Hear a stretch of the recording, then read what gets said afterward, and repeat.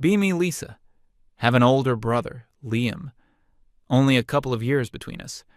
This whole story isn't really about me, but I had a front row seat for the entire train wreck and what came after. You see guys talk about this kind of thing online, but it's different when it's your own family. Let's go back a few years. My brother was 19. He was a classic good guy. I don't mean that as an insult. It's just what he was. Always did his homework, never got in trouble, helped my mom with groceries without being asked. He was tall, but always kind of hunched over, like he was apologizing for taking up space. Always had this gentle, kind of goofy smile on his face. The kind of guy who'd stop to help someone pick up their dropped papers in a crowded hallway. And he was hopelessly, completely in love with his high school sweetheart, Madison. They'd been together since sophomore year, I think. To him, she was it. The sun, the moon, the stars, all that stuff. He spent all his money from his part-time job on her. Concert tickets, dinners at places he couldn't afford, a stupidly expensive necklace for her birthday. My parents liked her enough. She was pretty, always polite to them. I never fully trusted her. There was something in her eyes, a kind of calculation, like she was always aware of who was watching, always playing a part. But Liam couldn't see it. He saw a goddess. The story starts when he decides to enlist. It was a huge shock to everyone. He wasn't a military-type guy at all. He told us he wanted to do something meaningful, to get skills, to build a future. But when he talked to Madison about it, it was all for us. I'm doing this so I can take care of you. This will set us up for life. She seemed to love that, the idea of him going off to become a man for her. The day he left for basic training is burned into my memory. We were all at the train station. It was one of those gray, overcast mornings that makes everything feel more dramatic. The air smelled like wet concrete and diesel fumes. My mom was trying not to cry. My dad was giving him a series of firm, awkward pats on the back. Liam barely noticed them. His entire universe was focused on Madison. He was holding both of her hands, staring into her eyes like he was trying to memorize her face. She was putting on a world-class performance, tears streaming down her cheeks, telling him how she couldn't live without him. She swore up and down she would wait. No matter how long it takes, I'll be right here, she kept saying. He gave her this little silver locket. He'd saved up for weeks to buy it. Inside was a tiny, dorky picture of him. He put it around her neck, and she clutched it like it was the most precious thing in the world. The whistle blew. It was time to go. He gave her one last, long hug. He whispered something in her ear. Then he hugged my mom, shook my dad's hand, and gave me a quick squeeze. "Look after them," he said. He got on the train and stood at the window. He didn't wave at us. He only had eyes for Madison. As the train pulled away, he pressed his hand to the glass, and she pressed hers back from the platform. It was like a scene out of some cheesy romance movie. We watched until the train was just a dot in the distance. The second it was out of sight, Madison's tears stopped. Instantly. She sniffled once, gave my mom a quick, tight hug, and said she had to get to class. I watched her walk away, and she was already pulling out her phone. The first week, he could only send letters. We got 3 of them. 2 were for Madison, 1 was for all of us. The one for us was short. "It's tough. The food is okay. Hope you're all well." I saw one of the letters he sent to her because he asked me to drop it off. It was thick, like 10 pages. He probably detailed every second of his miserable existence in boot camp and somehow related it back to her. Then the phone calls started. They could only call on Sundays for a short amount of time. The first call came in, and my mom answered. She talked for a minute, then passed it to my dad, then to me. When I got the phone, Liam sounded exhausted, but happy. "Hey, Liz, how are you?" "I'm good. How are you holding up? It's fine. It's hard, but it's fine. Hey, listen, did you talk to Madison? How is she? Is she okay? That was the whole conversation. All he wanted was a report on her. I told him she was fine, that she missed him. I was lying, or at least stretching the truth. I'd texted her and gotten a one-word reply a day later. The second Sunday, same thing. He barely asked about my parents or me. It was all Madison. Did she get my letter? Did she like it? Does she talk about me? He sounded like a little kid, desperate for validation. I started to feel this pit in my stomach. This was not going to end well. I'd see Madison around town sometimes. She was always with her friends, laughing, going to parties. She was still wearing the locket, but it felt more like an accessory than a promise. The third week. This was about 2 weeks and a bit after he left. My phone rang late one evening. A blocked number. I knew it was him. He must have earned some extra phone privileges or something. I answered, "Hello?" Silence on the other end for a few seconds. Just the sound of faint static-filled breathing. "Liam? Is that you? Are you okay?" His voice finally came through, but it was wrong. It was thin and hollow and brittle. "Lisa." "What is it? What happened?" He took a shaky breath. She sent me a text." I didn't need him to tell me. I already knew. "What did it say, Liam?" I asked, my voice softer than I intended. He was quiet for a long moment. I could hear him trying to control his breathing. Then he read it to me, his voice cracking on every word. "Sorry. I can't wait." That was it. 5 words. 5 words to end 2 years. 5 words to shatter my brother's entire world. The silence after he said it was the loudest thing I've ever heard. I didn't know what to say. "I'm sorry." Felt stupid and useless. "Liam," I started. I heard a sound like a choked sob, quickly swallowed. "I gotta go," he whispered, and the line went dead. I just stood there in the kitchen, holding my phone. I felt this wave of pure, cold rage wash over me. I typed out a message to Madison. "What the hell did you do?" She replied almost instantly. It was for the best. "It's too hard. He'll understand." I wanted to scream at her, to tell her what a coward she was, to tell her that she just broke the kindest person I knew via text message while he was going through hell hundreds of miles away. But I didn't. I just typed back, "No, he won't." And then I blocked her number. The next few months were the worst. He didn't get kicked out of basic, which honestly surprised me. I don't know how he functioned. His Sunday calls became exercises in misery. He would call, and I would be the only one he'd want to talk to. He didn't want to talk to our parents because he didn't want them to hear him break. With me, he didn't have to be strong. He'd speak in a low voice, clearly hiding in a corner somewhere so his platoon couldn't hear him. And he would just ask why, over and over. What did I do wrong, Lisa? Was it because I joined the army? I did it for her. I wrote her every single day. I told her I loved her. What more could I have done? Was I not good enough? Am I boring? I tried to reason with him. I told him that this wasn't on him, that she was selfish and weak. It was like talking to a brick wall. He had placed her on this pedestal, and her leaving didn't knock her off it. It just meant he wasn't worthy of being up there with her. He was convinced he was the problem. I could hear the drill sergeants screaming in the background sometimes. I couldn't imagine having your heart ripped out while someone is screaming at you to do more push-ups. The letters he sent home were even worse. They weren't angry. They were just full of pain.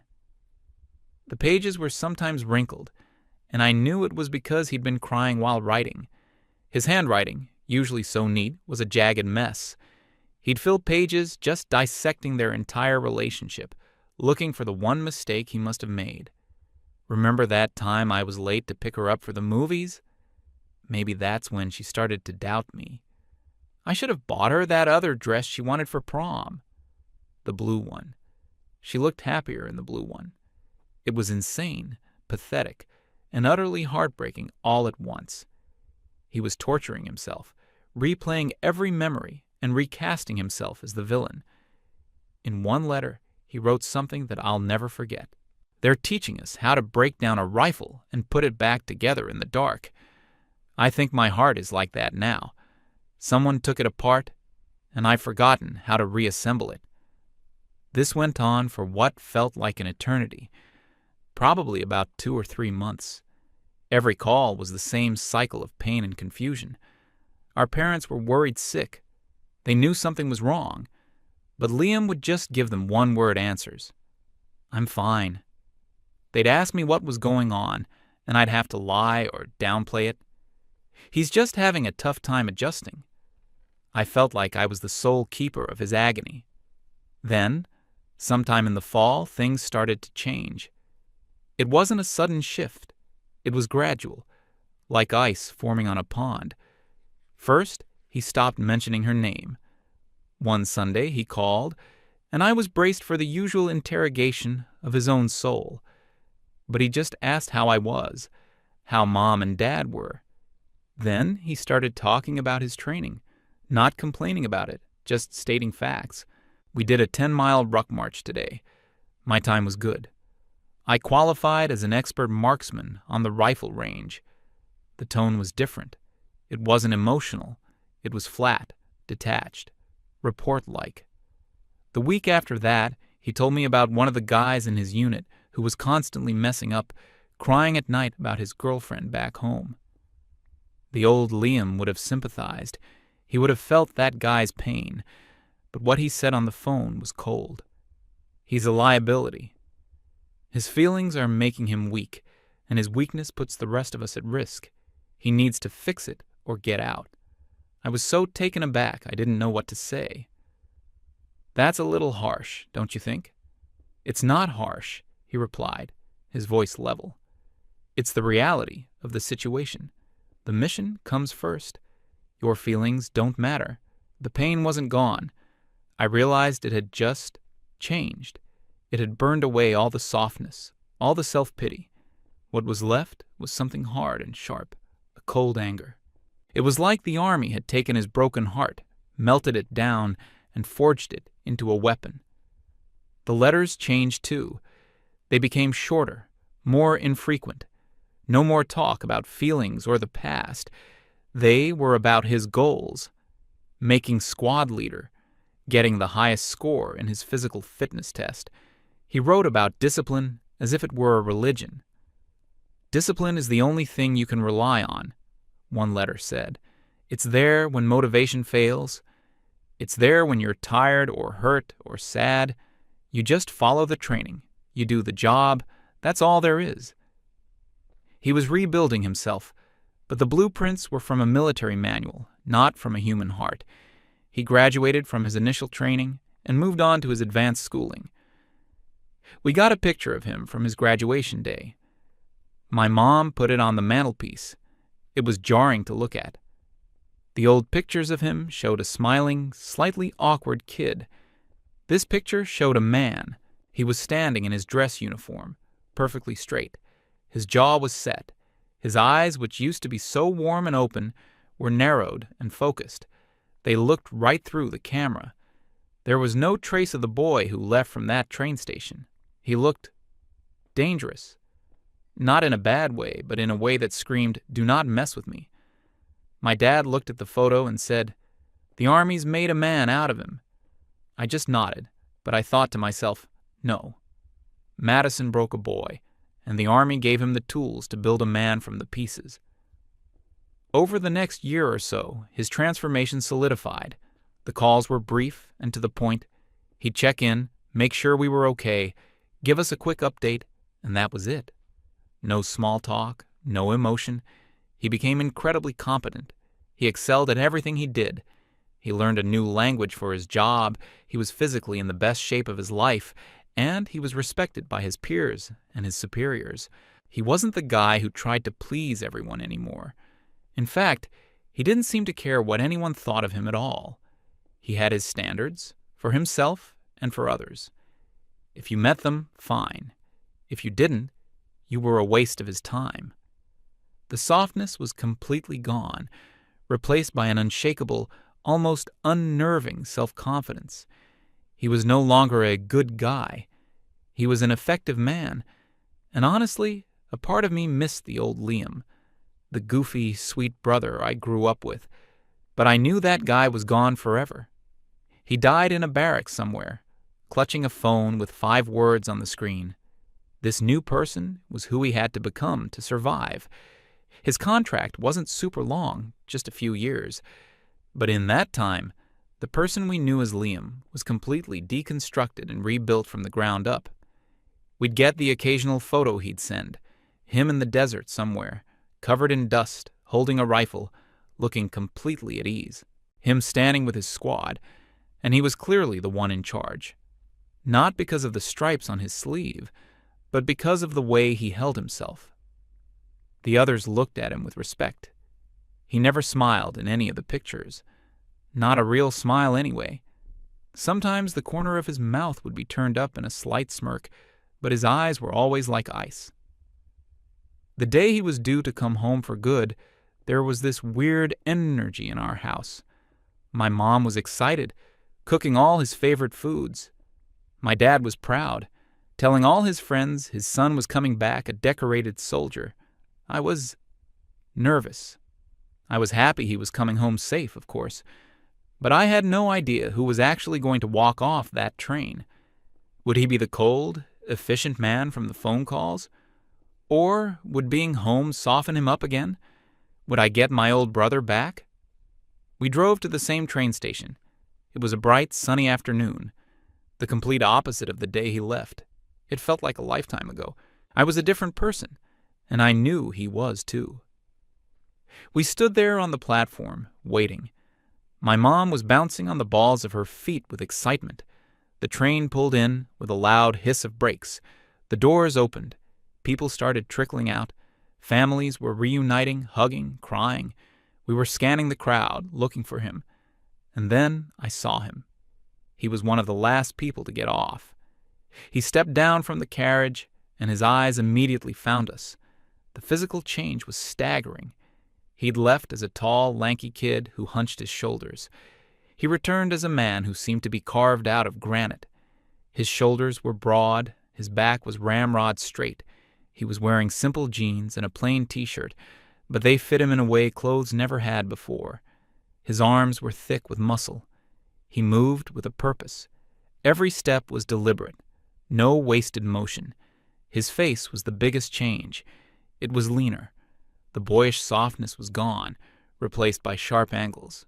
He had a short, military-style haircut.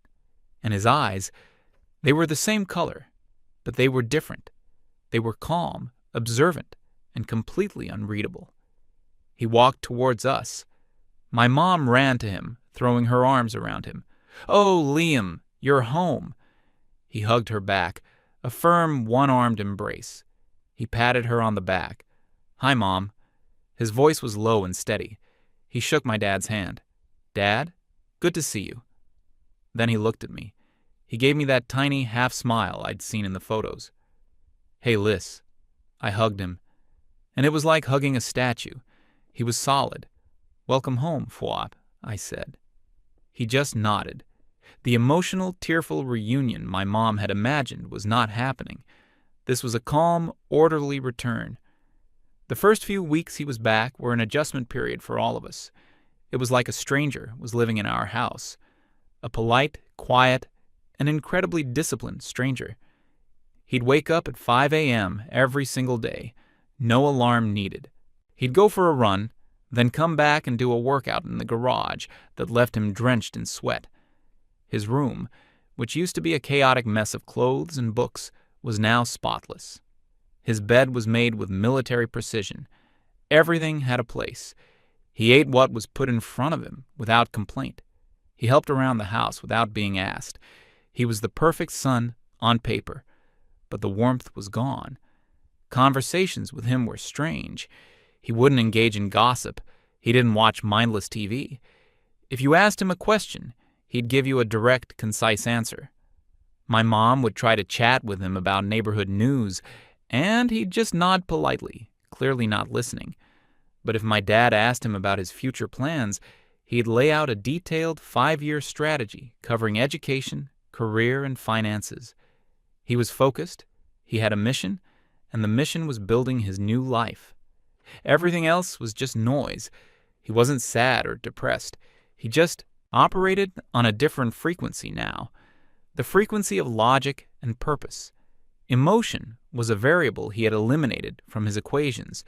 The old Liam was gone. I accepted it. This new Liam was someone I respected, even if I didn't fully understand him.